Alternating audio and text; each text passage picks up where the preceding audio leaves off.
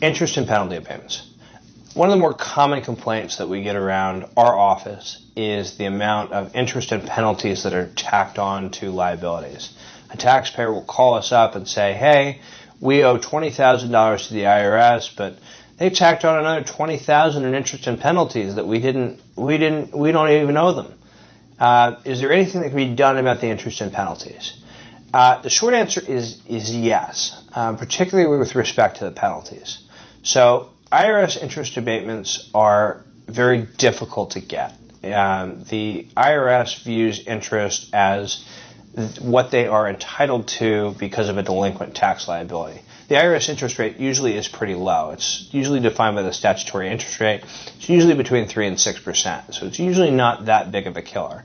The killer is the penalty portion of it. The penalties are often substantial. They can range anywhere from 10% to 75%, and they can turn a small liability into a fairly substantial one really, really quickly. Penalty abatements are governed through Section 20 of the Internal Revenue Manual. It is that particular part of the manual dictates something called reasonable cause. Reasonable cause is the circumstances that led to the reason that the taxpayer was penalized. So, for example, if the taxpayer experiences a sudden illness, or the taxpayer's home burns down in a fire, or the taxpayer relies on the guidance of a professional or the IRS and it is considered reasonable, and those are all grounds to challenge a penalty. In reality, there are a variety of circumstances that exist in an individual's life. And by listening to that person and by letting them tell their story, even if that story does not seem like it could be grounds for reasonable cause, often there is a story behind it that could potentially give yourself an avenue to relieve penalties. So those grounds are really important. I would recommend onboarding a tax professional to deal with a penalty issue because of the technical nature of it. But I do want to point out that penalties can be fairly quickly and easily dealt with if addressed appropriately.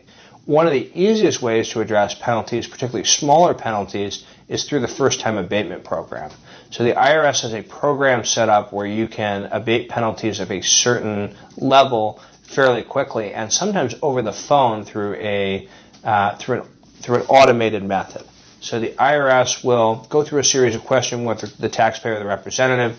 If they find reasonable cause, then they will automatically abate the penalty on the spot. This is a great advance in penalty abatement and makes things much, much quicker. However, it is limited to penalties of a certain dollar amount. Usually it's below $5,000.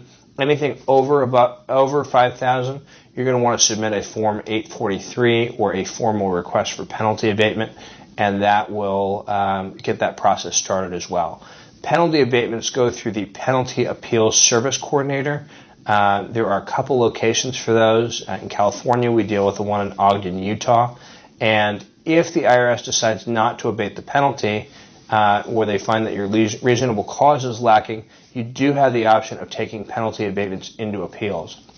Oftentimes, if the Penalty Appeals Service Coordinator denies your penalty on the outset, the mere threat of going to appeals will cause them to take another look at your penalty and see if they can dispose of it. We've had this happen multiple times, so don't be discouraged when they first deny your penalty.